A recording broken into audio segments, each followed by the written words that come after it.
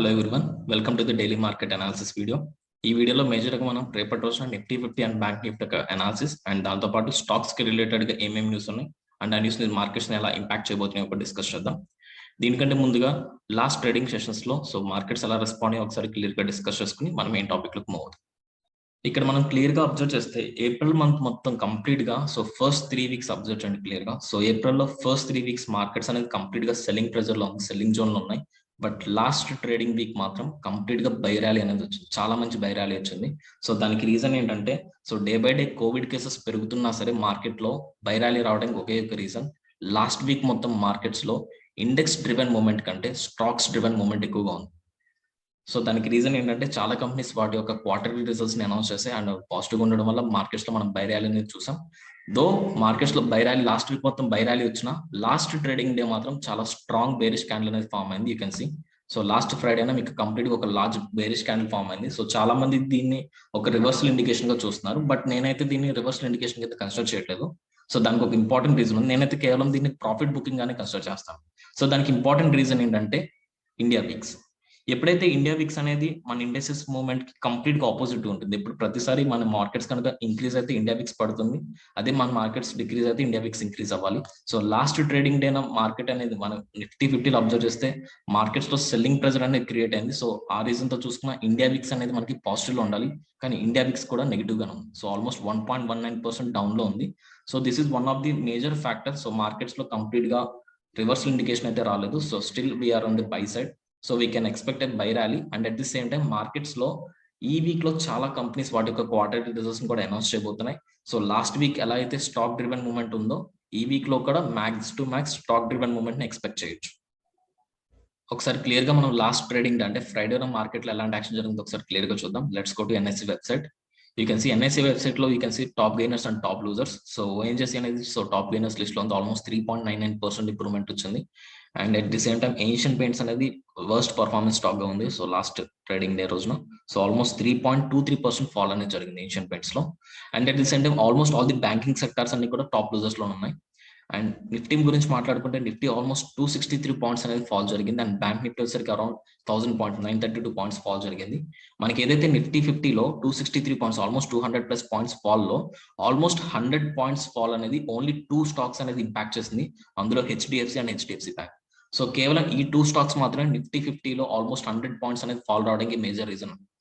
రేపటి మార్కెట్ ని ఏమేమి న్యూస్ ఇంపాక్ట్ చేయడానికి స్కోప్ ఉందో ఒకసారి ఆ న్యూస్ కూడా క్లియర్ గా డిస్కస్ చేద్దాం. ముందుగా గ్లోబల్ న్యూస్ గురించి మాట్లాడుకుంటే యుఎస్ గవర్నమెంట్ అనేది May 4th నుంచి ఇండియా నుంచి ట్రావెల్ ని కంప్లీట్ గా రెస్ట్రిక్ట్ చేస్తుంది. దానికి రీజన్ ఏంటంటే Covid cases day by day rapid గా ఇంక్రీజ్ అవుతుంది. దీనివల్ల వాళ్ళకి ట్రావెల్ ని కొంతకాలం వరకు టెంపరీగా బ్యాన్ చేస్తున్నారు, ఓన్లీ ఎమర్జెన్సీ ట్రావెలింగ్ మాత్రమే యాక్సెప్ట్ చేస్తారు. ఓకే, అండ్ దీనివల్ల ఎఫ్ఐఐలో మేబీ సెల్లింగ్ జరగడానికి స్కోప్ ఉంది. అదే కనుక జరిగితే ఇంకా ఫర్దర్ డేస్ లో మన ఇండియన్ స్టాక్ మార్కెట్స్ లో మనం సెల్లింగ్ ప్రెజర్ అనేది చూడొచ్చు. అండ్ దీంతో పాటు ఇండివిజువల్ గా ఏమేమి స్టాక్స్ అనేది మార్కెట్ ఇంపాక్ట్ చేయబోతుందో కూడా డిస్కస్ చేద్దాం. ఇందులో మేజర్ గా ఈ 4 సెక్టార్స్ లో మనం చూద్దాం. రిలయన్స్ ఇండస్ట్రీస్, ఇండస్ఇండ్ బ్యాంక్, ఎస్ బ్యాంక్ లో ఆల్రెడీ ఆ కంపెనీకి సంబంధించిన క్వార్టర్లీ రిజల్ట్స్ ని అనౌన్స్ చేశారు. ఆ రిజల్ట్స్ గురించి ఒకసారి క్లియర్ గా డిస్కస్ చేద్దాం. రిలయన్స్ ఇండస్ట్రీస్ గురించి మాట్లాడుకుంటే లాస్ట్ ఫ్రైడే వాళ్ళు రిలీజ్ చేసిన క్వార్టర్లీ రిజల్ట్స్ లో చాలా పాజిటివ్ న్యూస్ అయితే వచ్చింది. ఆల్మోస్ట్ 13,227 crores అనేది ప్రాఫిట్ అనేది వాళ్ళు ఆ రిపోర్ట్ లో మెన్షన్ చేశారు. రిలయన్స్ ఆల్మోస్ట్ అన్ని సెక్టార్స్ లో కూడా ప్రాఫిట్ బుకింగ్ జరిగింది. మేజర్ గా retail sector and at the same time digital sector జియోలో కూడా చాలా మంచి ప్రాఫిట్ అనేది మెన్షన్ చేశారు. ఇందులో రీటైల్ ప్రాఫిట్ అనేది ఆల్మోస్ట్ 45% ఇంక్రీజ్ అయింది, which is equal to 2,247 crore. And digital sector లో జియోలో అనేది 47% ప్రాఫిట్ ఇంక్రీజ్ అయింది, which is equal to 3,508 crore. ఇది చాలా మంచి న్యూస్ అనమాట రిలయన్స్ కి. And at the same time Reliance అనేది నిఫ్టీ 50లో one of the high weightage stock కాబట్టి రేపటి నిఫ్టీ 50 మూవ్మెంట్ ని రిలయన్స్ ఇంపాక్ట్ చేయడానికి ఎక్కువ స్కోప్ ఉంది. దాని తగ్గట్టు ప్రాపర్ గా మీరు ఈ ఫండమెంటల్ అనాలిసిస్ తో పాటు టెక్నికల్ అనాలిసిస్ కూడా చూసుకుని రేపు మార్కెట్ ని ట్రేడ్ చేయండి. అండ్ దాంతోపాటు ఇండస్ఇండ్ బ్యాంక్ చూసుకుంటే ఇండస్ఇండ్ బ్యాంక్ కూడా చాలా మంచి పాజిటివ్ న్యూస్ వచ్చింది. ఆల్మోస్ట్ 876 crore ప్రాఫిట్ అనేది బుక్ అయింది. ఇది కూడా రేపు మనకి చాలా మంచి positive news. And Yes Bank గురించి మాట్లాడుకుంటే మీకు తెలుసు ఆల్రెడీ లాస్ట్ 1 year నుంచి ఎస్ బ్యాంక్ పర్ఫార్మెన్స్ అనేది చాలా వర్స్ట్ గా ఉంది.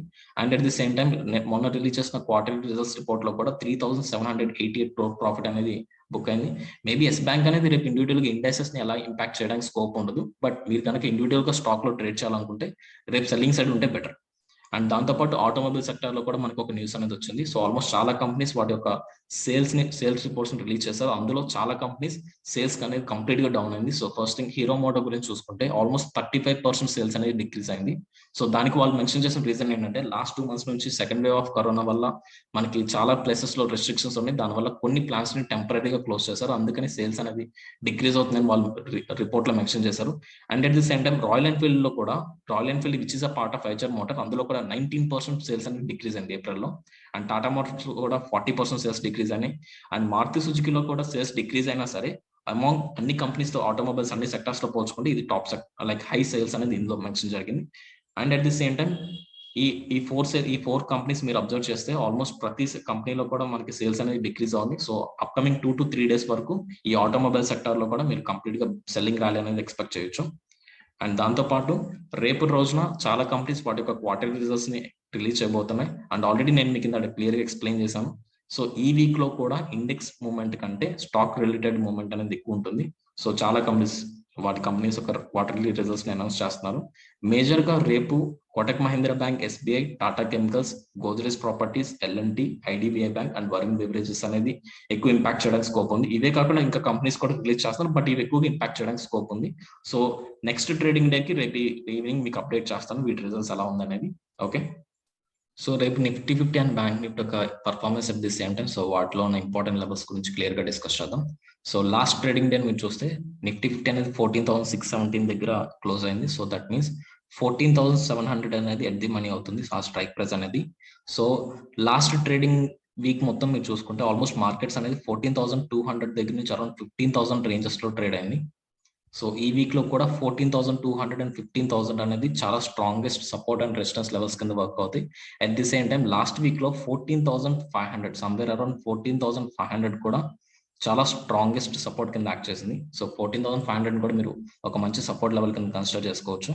అండ్ ఒకసారి మనం ఈ నిఫ్టీ 50కి సంబంధించిన ఆప్షన్ అనాలిసిస్ చూసుకుంటే ఆప్షన్ చైన్ ఓపెన్ చేస్తే సో 14,700 అనేది స్ట్రైక్ ప్రైస్ అనేది ఎట్ ది మనీ అవుతుంది కాబట్టి సో దాని నియర్ బై చూసుకుంటే 14,800 దగ్గర ఆల్మోస్ట్ 25,499 ఓపెన్ ఇంట్రెస్ట్ ఉంది. సో 14,800 అనేది 14,700 క్రాస్ అయి పైకి వెళ్తే 14,800 అనేది ఒక స్ట్రాంగ్ రెసిస్టెన్స్ కింద యాక్ట్ అవుతుంది. ఇఫ్ ఇన్ కేస్ 14,800 కూడా బ్రేక్ చేస్తే 14,900 దగ్గర ఎక్కువ ఓపెన్ ఇంట్రెస్ట్ ఉంది విచ్ ఇస్ అరౌండ్ 28,000. అండ్ అది కూడా బ్రేక్అవుట్ అయితే 15,000 దగ్గర ఆల్మోస్ట్ 40,403 ఓపెన్ ఇంట్రెస్ట్ ఉంది. సో 15,000 అనేది చాలా స్ట్రాంగ్ రెసిస్టెన్స్ కింద యాక్ట్ చేయబోతుంది ఈ వీక్ మొత్తం. And if you want talk about support గురించి డిస్కస్ చేయాలంటే సో 14,500 దగ్గర మీరు క్లియర్ గా అబ్జర్వ్ చేస్తే 24,691 ఓపెన్ ఇంట్రెస్ట్ ఉంది. సో 14,500 అనేది లాస్ట్ వీక్ లో కూడా చాలా టైమ్స్ మంచి సపోర్ట్ కింద యాక్ట్ చేసింది. So if in case markets అనేది 14,500 దగ్గర సపోర్ట్ తీసుకుని మళ్ళీ బౌన్స్ బ్యాక్ వెళ్ళడానికి 15,000 వైపు బౌన్స్ బ్యాక్ అవడానికి ఛాన్స్ ఉంది. ఇఫ్ ఇన్ కేస్ 14,500 కూడా బ్రేక్ చేస్తే మనం ఇంకా 14,200 ఆర్ 14,000 వరకు కూడా సెల్లింగ్ ప్రెజర్ అనేది చూడొచ్చు. Okay, so these are the levels for Nifty 50. So 14,800, 14,900, 15,000 అనేది స్ట్రాంగ్ రెసిస్టెన్స్ కింద యాక్ట్ అవుతాయి. అలాగే 14,500, 14,200 అండ్ 14,000 అనేది స్ట్రాంగ్ సపోర్ట్ కింద యాక్ట్ అవడానికి స్కోప్ ఉంది. సో దీని ప్రకారం మీరు లెవెల్స్ మెన్షన్ చేసుకుని మీరు ట్రేడింగ్ చేయండి. అండ్ బ్యాంక్ నిఫ్టీ గురించి కూడా ఒకసారి మనం డిస్కస్ చేద్దాం ముందుగా.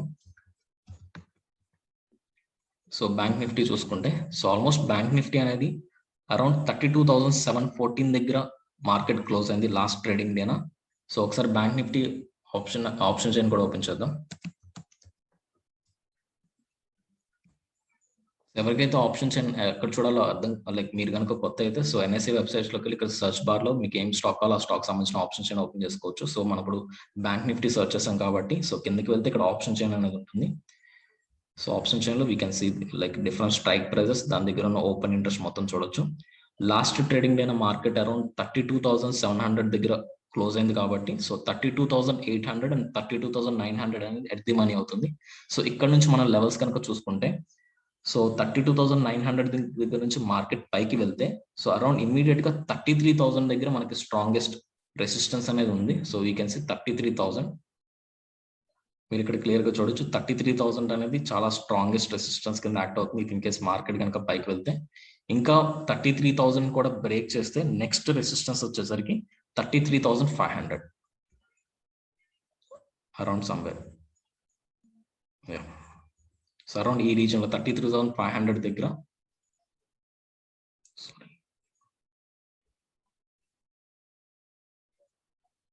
సో ఈ రీజన్ లో మార్కెట్ అనేది మళ్ళీ నెక్స్ట్ రెసిస్టెన్స్ ఉంది. సో అది కూడా బ్రేక్ చేస్తే మనం ఈ లైక్ లాస్ట్ వీక్ లో హై ఎక్కడైతే ఉందో స్వింగ్ హై, సో అక్కడ మనం స్ట్రాంగెస్ట్ సపోర్ట్ కింద రెసిస్టెన్స్ కింద కన్సిడర్ చేయొచ్చు. ఇఫ్ ఇన్ కేస్ మార్కెట్స్ కనుక కిందకి ట్రావెల్ అవుతూ ఉంటే సపోర్ట్ గురించి మాట్లాడుకుంటే అరౌండ్ 32,500 అనేది మనకి స్ట్రాంగెస్ట్ సపోర్ట్ కింద యాక్ట్ అవుతుంది. సో 32,500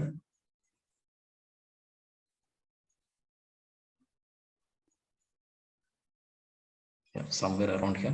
So 32,500 అనేది strongest support. If in case 32,500 కూడా బ్రేక్ చేస్తే సో ఇంకా ఫర్దర్ డౌన్ ర్యాలీ ఎక్స్పెక్ట్ చేయొచ్చు. ఇఫ్ ఇన్ కేస్ 32,500 కూడా బ్రేక్ చేస్తే నెక్స్ట్ ఓపెన్ ఇంట్రెస్ట్ అనేది మనకి అరౌండ్ 32,000 దగ్గర ఉంది కాబట్టి సో 32,000 వరకు కూడా మీరు ఎక్స్పెక్ట్ చేయొచ్చు. సో రేపు మార్కెట్ కావాల్సిన లెవెల్స్ అనేది మనం బ్యాంక్ నిఫ్టీలో కూడా క్లియర్ గా మెన్షన్ చేసుకున్నాం. సో దాని తగ్గట్టు చూసుకోండి.